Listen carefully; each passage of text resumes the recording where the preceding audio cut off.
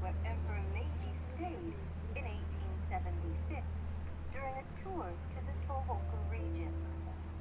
The emperor wrote, "Climbing up on the rocks, one can see the lake with its boats flying to Mount Futara."